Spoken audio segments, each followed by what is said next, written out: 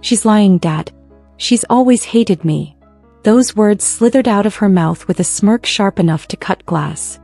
His daughter's eyes glistened with fake innocence, her voice trembling just enough to seem believable. And him, my husband, the man I trusted, stood there watching me like I was already guilty. Hi everyone. My name is Alina. And I learned the hard way that betrayal doesn't come from enemies. It comes from the people who swear they love you most. You'd think years of building a marriage, a home, a life together would mean something. But in one single evening, it all crumbled because a spoiled 20-year-old whispered poison into her father's ear.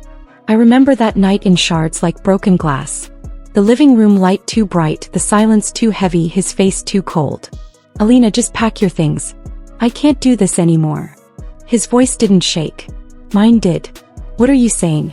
You're throwing me out because she told you something? But he didn't answer. He just looked at her. His daughter, with that same blind, unconditional love he used to look at me with. That was the moment I realized I wasn't his priority anymore. I wasn't even his choice. The walls of our home seemed to echo with laughter that wasn't mine, with loyalty that wasn't his. And the cruelest part? He didn't even ask me what really happened. No defense. No second chance. Just exile. I packed in silence. Every sweater folded felt like a funeral. Every pair of shoes slipped into the suitcase felt like a betrayal stitched into leather. When the door slammed behind me, the night air hit me like ice. I stood there, suitcase in hand, my marriage crumbling at my feet, his daughter's triumphant smirk lingering in the shadows of the window. But let me tell you something, the world has a way of balancing debts. And theirs was heavy. Because 3 weeks later, when he came back to me asking if I had reflected, asking if I was ready to apologize and crawl back, I didn't just walk away. I made sure they both felt the weight of what they'd done. This wasn't the end. This was the beginning. I spent the first week in a friend's spare room, staring at the ceiling every night, wondering how years of love could collapse in a single breath. The silence was heavy, pressing into my chest. Every time my phone lit up, a part of me wished it was him saying he'd realized the truth. But it never was. Instead, it was his daughter's posts on social media that reached me, mocking captions, little digs meant for me to see. Some women never learn their place. He wanted me broken. And for a moment I was. But pain has a strange way of sharpening you. The more I replayed that night, the more I realized. It wasn't just her lie that destroyed me. It was his choice to believe it. His silence. His betrayal. By the second week, something inside me had shifted. I wasn't crying anymore. I wasn't even angry. I was cold. Detached. The version of me that begged for his love had died the night he shut the door. That's when I started planning. I pulled out the box of documents I had kept safe for years. Financial papers, property records, proof of my contributions to everything we had built together. He thought I'd leave with nothing. He thought he could erase me. But he underestimated the quiet woman he threw away. The third week was almost peaceful. I woke up early, cooked my own meals, and wrote in silence. Each day I grew steadier, colder, stronger. So when he finally showed up, standing at my friend's doorway with guilt painted across his face, I didn't tremble. Alina, he said softly, I think we both need to reflect. Maybe it's time you apologize and come home. The audacity. He wanted me to crawl back as if I had been the problem. I smiled, calm and deliberate. Actually, I whispered, handing him the neatly prepared envelope, I did reflect. His hands shook as he opened it. Divorce papers. And for the first time it was him left standing in the cold. For a moment he just stared at the papers, his jaw tight, his eyes darting between my face and the bold word at the top. Divorce. He laughed, but it wasn't real. It was the nervous kind of laugh a man makes when the ground shifts beneath his feet. Alina, this is ridiculous. You're upset. We don't need to go this far. I leaned against the doorframe, my arms folded, calm as the night air. You believed her lies without even asking me once. You threw me out like trash. And now you expect me to apologize. His voice rose, desperate. She's my daughter. What was I supposed to do? Ignore her. That sentence cut through me like a blade, but it also made everything clearer. His daughter had always come first. I was never his equal. I was just temporary. I took a step closer, lowering my voice. You were supposed to be my husband. You were supposed to know me better than anyone. But instead you chose her story over my truth. For the first time I saw something shift in his eyes. Fear. Not fear of losing me. Fear of losing the life I had built with him. The stability. The financial security. The woman who had kept the house, managed the bills, stood by him when no one else did. Alina, don't do this. Let's just talk. But I was done talking. My silence was louder than his begging. And then, as if on cue, she appeared. His daughter. Standing behind him, arms crossed, eyes full of venom. Good, she sneered. Finally, she's leaving for good. Dad, let her go. She was always jealous of me anyway. Her words didn't sting this time. They only fueled me. Because I could see it, the cracks forming in their alliance. He looked at her differently now. The smug grin on her face didn't soothe him. It made him uneasy. I almost pitied him. Almost. I simply whispered, "You'll regret this." Then I closed the door on both of them. But little did they know, I had already set everything in motion. The door clicked shut, but their voices lingered in the hallway. His muffled scolding, her sharp retorts. It was like music to me. For once, their perfect little father-daughter alliance was starting to crack. I leaned against the wall, steadying my breath. My hands didn't shake this time. My chest didn't ache. I was calm. Too calm. Because revenge isn't fire. It's ice. It waits, it chills, it spreads slow. Over the next few days, I executed every step I had quietly planned during those sleepless nights. I met with my lawyer. An old friend who didn't need much explanation to understand why I wanted this handled swiftly and mercilessly. We went through everything line by line. The house, the investments, the joint accounts. Half of it had my name etched into the paperwork. Contributions he had long dismissed as helping. No. I had built as much of that empire as he had, maybe more. And then there was his business. His precious company. The one I had supported when it was nothing more than an idea scribbled on napkins. The one I had poured my savings into during the early years. He thought he owned it alone, but I had the receipts, the contracts, the bank transfers, the signatures. Legally, I wasn't just his wife. I was his silent partner. And now silence was over. When he realized what I was doing, he tried to stop me. Calls. Messages. Even showing up again. But I didn't answer. Every unanswered ring was another reminder. He had lost the right to my voice. And his daughter? Oh, she couldn't contain herself. He posted about me online, calling me bitter, desperate, pathetic. Each post only proved how insecure she was.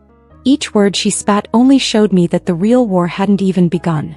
But what neither of them knew, what made me smile in the quiet of the night, was that I wasn't just leaving with dignity. I was leaving with power. And soon they'd both learn what it felt like to lose everything they took for granted. The official court summons hit him like a storm. My lawyer delivered everything clean and sharp. Division of assets, proof of my financial stake, and a clear claim on what was rightfully mine. I imagined his face when he read it, how the smug certainty he once carried must have cracked. Because for him, divorce was supposed to be simple. Throw me out, watch me crawl, then dangle the promise of forgiveness when I was desperate enough. But I wasn't crawling. I was climbing. And he was the one sinking. 2 days later, I saw him waiting outside the courthouse, his expression torn between anger and desperation. Alina, please. You don't have to do this. Think about everything we built. I looked him straight in the eye. Exactly. We built it. Not you. Not her. And now I'm taking what I earned. His daughter was there too, arms folded, glaring at me like I had committed a crime. You're just greedy, she spat. You never loved him. You only cared about money. I almost laughed. Funny.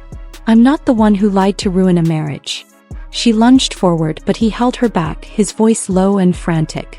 Stop. You're making it worse. Worse. That word lingered. Because yes, things were about to get much worse for both of them. My lawyer filed everything flawlessly. Bank accounts frozen, assets tied up, property under review. For the first time, my husband wasn't in control. He was powerless. And every time his daughter screeched about it, I knew she felt powerless too. But the sweetest part wasn't the legal win. It was watching their perfect little bond unravel under the weight of consequences. He blamed her for lying. She blamed him for being weak. Their alliance had once pushed me out of my own home. Now it was eating them alive from the inside. And I wasn't finished yet. Because revenge isn't just about taking back what's yours. It's about making sure they never forget the price of betraying you. Court hearings began, and with every session, I watched his mask slip further. The confident man who once stood tall in our living room telling me to pack my things, now sat slouched in a suit, sweating under questions he couldn't answer. My lawyer tore through him like glass under a hammer. Every time he tried to downplay my role in the business, the evidence cut him down. Emails, receipts, contracts, all bearing his signature beside mine. He looked smaller with every revelation. And then there was her, his daughter. She never missed a hearing, sitting in the back with her arms folded, her glare burning into me. She wanted me to feel weak, invisible. But the longer she sat there, the more her bitterness showed. People whispered about her in the gallery, wondering why she looked so restless, so hateful, while I sat poised, unshaken. The turning point came during cross-examination. My lawyer asked him, "Did you or did you not remove your wife from the marital home without any discussion or proof of wrongdoing?" He stammered, his eyes flicking toward his daughter for help. But she couldn't answer for him. He was alone on that stand, choking on his own decisions. I didn't smile. I didn't gloat. I just sat there, my silence screaming louder than any words could. Later that evening, as I walked out of the courthouse, his daughter followed me to the parking lot. Her voice dripped with venom. "You think you've won? You're pathetic. My dad will never forgive you." I turned, meeting her eyes without flinching. "He doesn't have to forgive me. But one day he'll realize who destroyed his marriage. And it wasn't me." For the first time, her face faltered. Small but there. I got into my car, the cool leather wrapping around me like armor. The city lights blurred against the windshield, and for the first time in weeks, I felt something close to peace. Because revenge wasn't just unfolding in the courtroom. It was unraveling in their home, behind closed doors, where trust between father and daughter was shattering.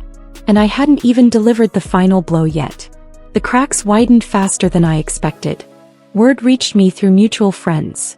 Their once perfect bond had soured. He began questioning her every word, every story, every late-night excuse. What once was blind trust had turned into suspicion. Apparently one night he snapped. "You ruined everything," he had shouted, loud enough for the neighbors to hear. She screamed back, blaming me, blaming the court, blaming him for being weak. Their war wasn't quiet anymore. It was public. And I stayed silent. I didn't need to interfere. They were destroying each other beautifully. The second court hearing sealed it. The judge ruled in my favor for half the assets, and recognized my financial contributions to the business. His face turned gray as the words echoed in the chamber. His daughter stormed out halfway through, slamming the door so hard it rattled the walls. That night, I received a message from him. Short. Pathetic. "Alina, please. We can fix this. Let's talk without the lawyers." I stared at the screen for a long time. Once upon a time, I would have clung to those words. But now, they felt hollow, almost insulting. I didn't reply. Instead, I crafted my final act of quiet revenge. My lawyer and I arranged to transfer my share of the business into a trust. One that funded scholarships for women who had been abandoned or silenced. Every dollar that left his grasp became a weapon of memory. My pain turned into their freedom. When he found out, his rage was volcanic. Friends told me he yelled at his daughter, accusing her of pushing me to this point. She, in turn, screamed back that it was his fault for ever marrying me. Their alliance was ash, scattered in the wind. Me. I stood on the balcony of my new apartment, breathing in the cool night air, free and untouchable. I hadn't just left him. I had rewritten the ending. The last hearing felt less like a courtroom battle and more like a funeral, his funeral. Not of his body, but of his pride, his power, his control. The judge's ruling was clear. I walked away with my rightful share of everything we built, and more importantly, I walked away free. He sat there, shoulders slumped, his daughter whispering furiously beside him, but even she couldn't hide the panic in her eyes. Their kingdom had crumbled, and neither of them knew how to rebuild it. When it was over, I didn't rush out. I stood, gathered my documents, and walked slowly past him. He lifted his eyes, red and wet, searching for something. Pity, forgiveness, maybe hope. I gave him nothing. Outside the courthouse, she was waiting. His daughter. No smugness now. Just raw anger that looked a lot like fear. "You destroyed him," she hissed. I tilted my head, calm as ice. "No. He destroyed himself. You just helped him. Her face twisted, but she didn't answer. Because she knew. Deep down she knew. Weeks later, I heard he sold the house I once turned into a home, just to cover legal fees. His business, once steady, began to falter without my quiet hand behind the scenes. And his daughter? She moved out, leaving him alone in a smaller apartment, bitter and broken. But I didn't watch from bitterness. I watched from distance, from strength. Because revenge isn't about screaming louder than the ones who hurt you. It's about living so fully that their betrayal becomes nothing more than a shadow in your light.